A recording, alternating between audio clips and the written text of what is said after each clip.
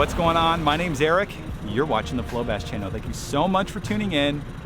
Thanks for bringing your smiling faces to another video. Now, obviously by the title, I'm going to be giving you guys my 1-year review of my Yamaha F25. Now, truth be told, I've actually owned the Yamaha for about 1 year and 7 months since the creation of this video right here. So I've actually owned it longer. I've just kind of been slacking to get to this review, but I'm giving it to you guys now. So what I'm going to be doing is I'm going to go over all the pros and all the cons of the Yamaha F25 that I purchased back in December of 2019.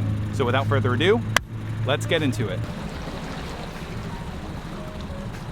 The first and second questions that I get consistently kind of coincide with each other. So first is, where do you purchase one? Well, you have to go to an authorized Yamaha dealer in your area. You can't just order these online and have it just show up at your house. I wish that was the case. I know a lot of people got that idea in my unboxing video, but unfortunately that's not the case. I worked with a local Yamaha dealer and I physically went there and ordered this engine. And that leads into the second question, is how much did I pay for this motor?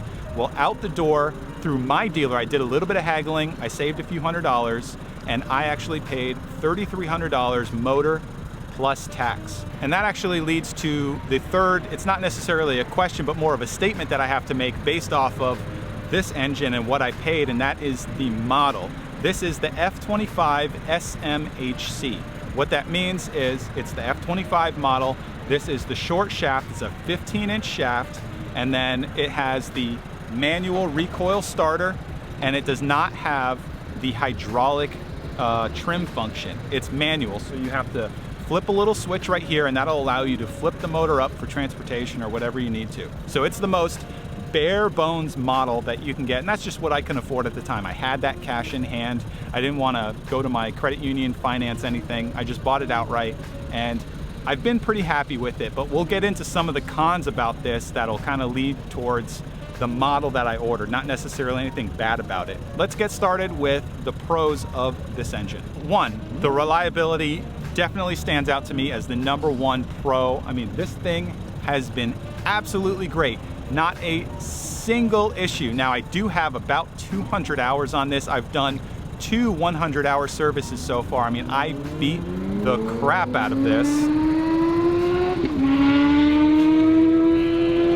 Basically like that crotch rocket guy right there. I mean, I don't necessarily abuse it, but I really use it hard. I put it through its paces. I take this thing to its full and absolute potential before you would actually consider it thrashing, and it's been great. Not a single issue whatsoever. And servicing this motor is super easy. I mean, 100-hour services are generally a very easy service to do, but if you haven't seen that, right up here, I will have my 100-hour service kind of how-to video. Definitely check that out.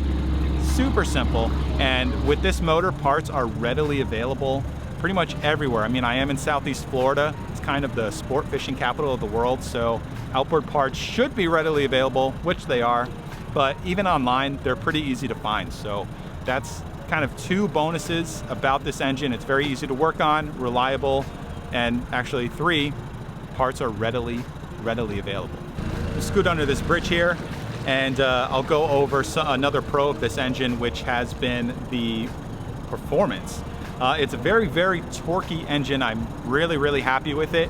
Loaded down in my 15-foot duck boat here, I've had 2 people with my live well, and it's got plenty of torque to get you out of the hole and up on plane. It's really been great. I haven't been left wanting for more speed considering the boat that I'm in. I mean, everyone obviously wants to get to that next destination as fast as possible. But for my uses with guiding and the places that I do guide in, you don't have to go very far to catch fish, and this has been absolutely great.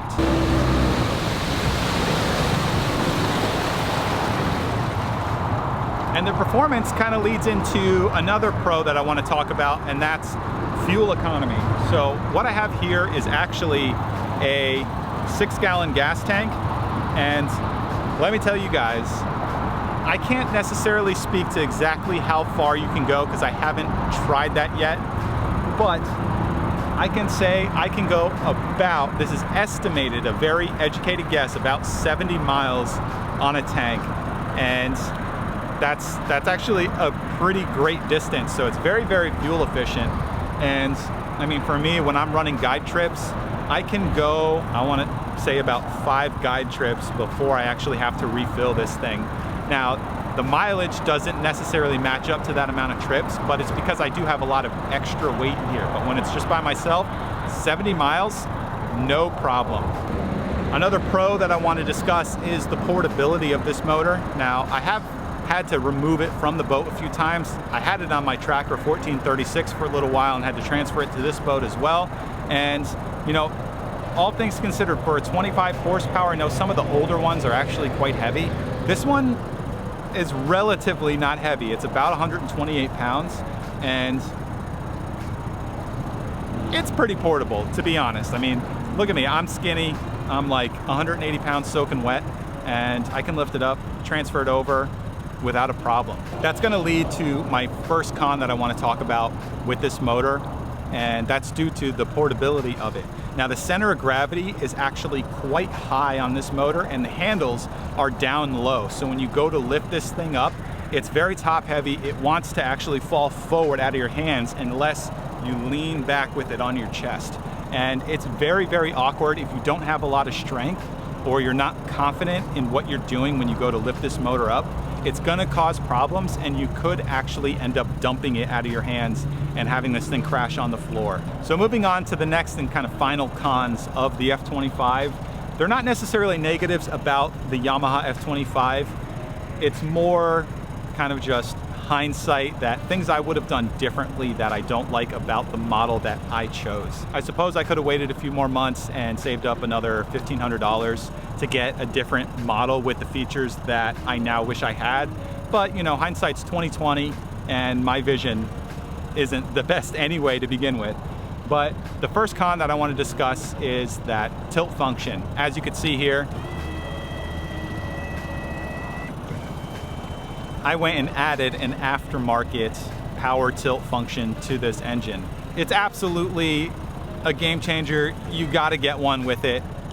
It helps you increase your top speed, but also for transportation purposes, you can tilt it up, lock it down on your motor toter, and be on your way. As well as some of the places that I fish, I have to jump a lot of barriers, so I need to tilt this thing and trim it all the way up so that it doesn't crash into the barrier.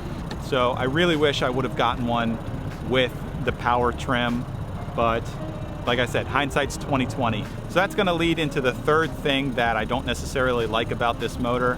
Again, it's my fault, and that is not having an electric starter. This recoil starter right here, it's, you know, it works, does the job, starts every single time, but I wish I would have gotten the electric start. And then also, this motor has a ton of compression. So when you go to use the recoil starter, every once in a while, if you pull it and you get to a compression stroke, this thing just, it locks up because that ton of compression, and you have to work the recoil to get to the right spot to get a good pull. So sometimes that could stop you right in your tracks when you hit that compression stroke. As far as things I would change, well, there's really not much. I solved the power trim. I put the aftermarket power trim on it, so that's getting me by. I do want to add the electric start. You can add that as an aftermarket option from Yamaha. You can buy a kit, and there's a little hole right there where you can put the button and have an electric start. So I can't wait for that. It's a little expensive, so I'm saving up. But the only other thing I would change is the actual prop. Now, I don't think I would actually end up changing the diameter or the pitch of the prop, but I would like a stainless steel prop, just because it's going to flex less. I will get a little bit more performance, but not by much. This aluminum prop that comes on it, I mean, it's doing its job. It's aluminum, but I have hit an alligator or two, and I've run into a few stumps, and it's just knocked off a couple chunks. So by upgrading to a stainless steel prop, the prop itself's more durable, but there is some give and take. I could potentially damage the gear case if I end up really hitting something. Instead of breaking off a chunk of the propeller, it could chip some gears, so it'll end up being a more expensive repair. I'm pretty confident that I can avoid all those situations in the future, because I have actually, let me show you guys something. My captain's license came in the mail, so the majority of the trips that I'm going to be doing in this boat are guide trips, and where I'm guiding in Miami for these peacock bass, there's not really a ton of stuff to hit. So I'm not too worried about running into any more alligators or stumps or anything like that. The water's nice and deep. It's a deep limestone cut canal. It's super clear, so you can see where everything is in the water. So I think the stainless steel prop will work out just fine. And plus, this thing is in need of being either refinished or being replaced, so I'm just gonna save up a couple extra bucks and get a new prop. So the last thing I want to touch on before we wrap up this video is not necessarily a question, but a call out that a lot of viewers had about this motor, and that is the vibration of the tiller handle. It does vibrate, I'm not gonna lie, at idle only. As soon as you give it some gas, smooths out just fine. And the reason that this tiller handle kind of vibrates is because this is a 2-cylinder engine, and 2 cylinders aren't the most naturally balanced engines. The power stroke is happening every 2 strokes opposite of each other. So you've got, you know, boom, boom, boom, boom, boom. And that's what causes it to kind of have a little vibration, but this is nothing. It's really nothing, guys. And if the vibration of the tiller handle was a concern for you, if you were considering this engine, I highly advise you just to look beyond it. Do not worry about it, because as soon as you give it a little gas or even full speed, it smooths out just fine.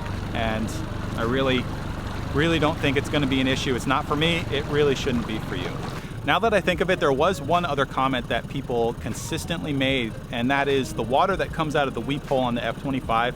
They said the stream was really weak, and at idle, it produces a pretty weak stream compared to some of these older outboards that are just shooting water out. But I called Yamaha when I made the video, because I noticed that myself too when I did the unboxing, and I thought it was very weak, but I called them up and they actually reassured me that that is normal operation, and that when you increase RPM, the water pressure is going to greatly increase, and that definitely is the case. As you can see, when I rev the engine, the water pressure greatly increases. There's a ton of pressure and a ton of flow, and that's very important. So if that was something else that you were concerned about, definitely don't be. I've never had any overheating issues whatsoever with this motor because of that weak stream, I guess you could say. It's never been an issue. I've never overheated whatsoever. And being that this is a fuel injected engine and it does have like a powertrain control module or engine control module, when it does reach a certain temperature, it will limit your revs automatically if it begins to reach that threshold where the motor was programmed that it would be overheating. So it has some fail safes in it as well. Same thing with low oil pressure, it will limit your revs as well. So really cool feature that's built into this, and like I said, the water pressure is not an issue. So I think that's gonna wrap up this video, guys. Just to summarize, I have nothing but positive things to say about this. There's no affiliation whatsoever with Yamaha. I've had 2 of their engines so far. I had the 9.9, now I've got the F25. Both engines have been great. There's absolutely nothing wrong with this aside from my fault of not ordering one with the features that I wanted. But if I had electric start and the power trim, I really don't think I would have anything bad to say. And I didn't even say anything bad about this motor in this video. So that's completely my fault. But otherwise, if you're considering this engine, I highly recommend it. I've been beating the crap out of it, and I'm confident enough in this to rely on this motor for the next hopefully 2 more years while I guide out of this boat until I can upgrade to something bigger. And you know I'm getting a Yamaha on that boat as well. So with all that being said, thank you so much for watching this video. My name's Eric. You're watching the Flowbash channel. Thanks for bringing your smiling faces once again. I hope to see them in the next video. And don't forget, don't be in such a rush to reach that finish line, guys. Take your time, enjoy the journey, because that is where the adventure is to be had. So I hope to see you guys in the next video. Peace out.